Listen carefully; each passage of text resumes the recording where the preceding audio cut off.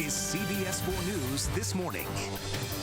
Good Saturday morning, South Florida. I'm Carly Barnett. Thank you for joining us. It's 9:30, and here's what we're working on right now. Miami-Dade and Broward just days away now from phase 1 of reopening. We have the latest on everything you need to know. Plus, the latest on schools reopening, what the Miami-Dade superintendent has to say. And inside the research on humans and animals and possibly bringing some promising results.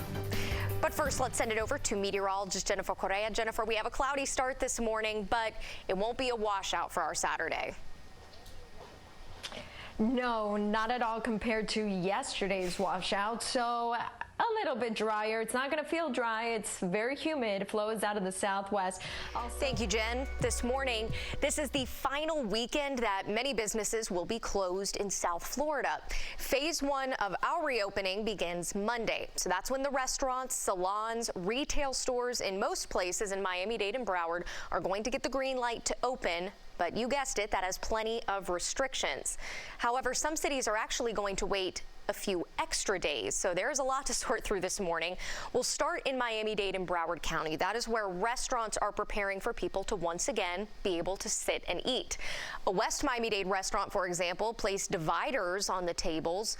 Workers also spent the whole day cleaning. The state is allowing for a 50% capacity indoors. Shops, along with hair and nail salons, are also preparing to open.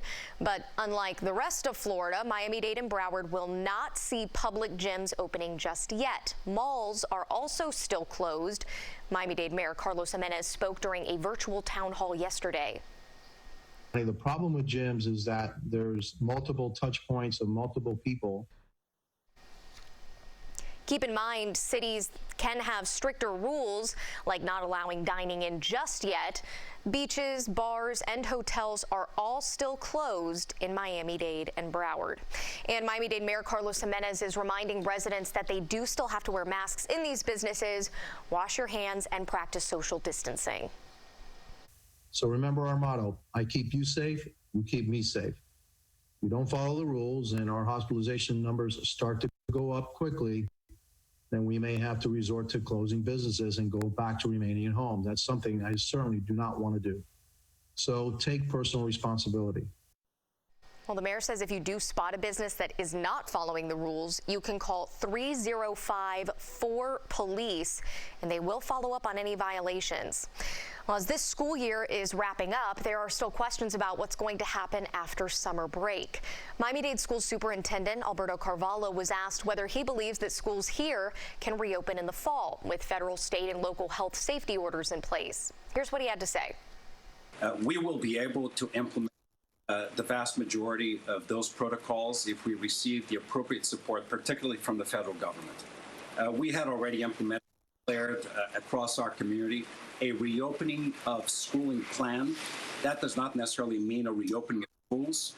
That is a resumption of education that takes into account temperature measurements at buses, entering schools, unidirectional hallways to reduce points of contact, obviously increase social spacing between students, the elimination of traditional cafeteria meal distribution, where meals would be distributed to the classrooms instead, in addition to the appointment of a chief health officer to liaison with the health department of the CDC. But we're a long ways away from that point. I mean, no one really knows what the evolution of COVID-19 will be over the summer. Carvalho says the district is preparing so-called hybrid learning models in order to be able to adjust as needed. But he says schools should be ready for 100% in-school learning just as long as all of the safety precautions are followed. While every city in Broward County will be part of Monday's gradual reopening, there are 4 large cities in Miami-Dade that are waiting until Wednesday. Listen up. These are Miami, Miami Beach, Miami Gardens, and Hialeah. The mayors of these cities are choosing to hold back just a little bit to make sure everything happens in the safest way. If we don't respect the guidelines, if we don't respect the rules, we can very, very quickly return back to where we were and unfortunately have to reclose things. So we'll say it again, in Miami, Miami Beach, Miami Gardens, and Hialeah, non-essential businesses, except for restaurants, can reopen with restrictions Wednesday. Restaurants should be able to reopen their dining rooms May 27th. An exception here is Miami Gardens. There, that will be June 1st at the earliest. And a reminder, because of the rough weather that we've had and are still expecting, most of South Florida's outdoor COVID-19 testing sites are closed for these next 2 days. The move is going to affect 5 state-run sites in Miami-Dade, 4 in Broward. All of the sites are due to reopen Monday. If you had an appointment for the weekend, that will need to be rescheduled. Well, there is some encouraging news this morning about a potential COVID-19 vaccine. It's being tested on humans and on monkeys.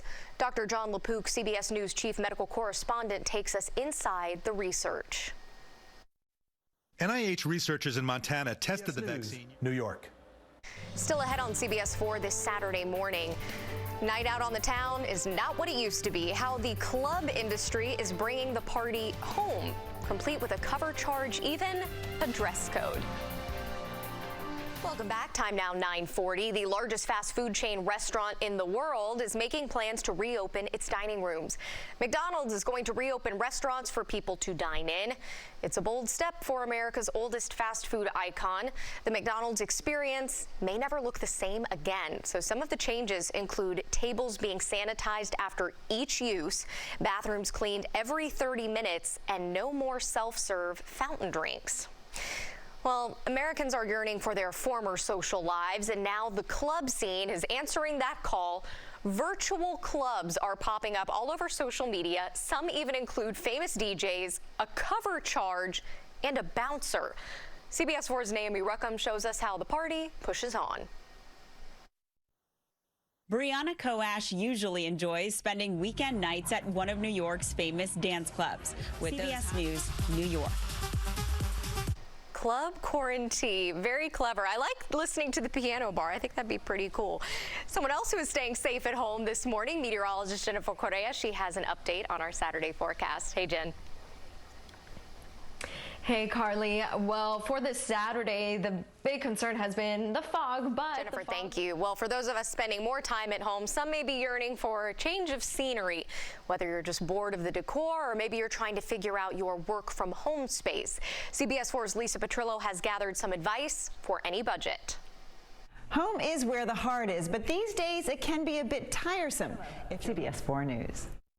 And still ahead on CBS 4 this Saturday morning, are you ready for some football? Well, preseason football at least. The Dolphins released their preseason schedule. We'll tell you when and where you can watch them.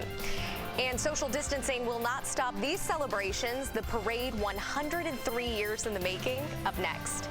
CBS 4 this Saturday morning. We'll be right back. The Dolphins will play 4 preseason games, and you will get to see them all here on CBS 4. Head coach Brian Flores will start his 2nd year with the Dolphins, and we expect to see a healthy Tua Tagovailoa. The new quarterback was the 5th pick in the last month NFL draft. The preseason starts Friday, August 14th for the 7th straight year. The Fins will play Atlanta. The first home game will be against Philadelphia in week 2 of the NFL's preseason. So here's the 4-game schedule. Take a look at your screen. After those first 2 games, Thursday, the 27th, Detroit comes back to Hard Rock Stadium. Both home games will kick off at 7:30. The Dolphins wrap up the preseason schedule September 3rd.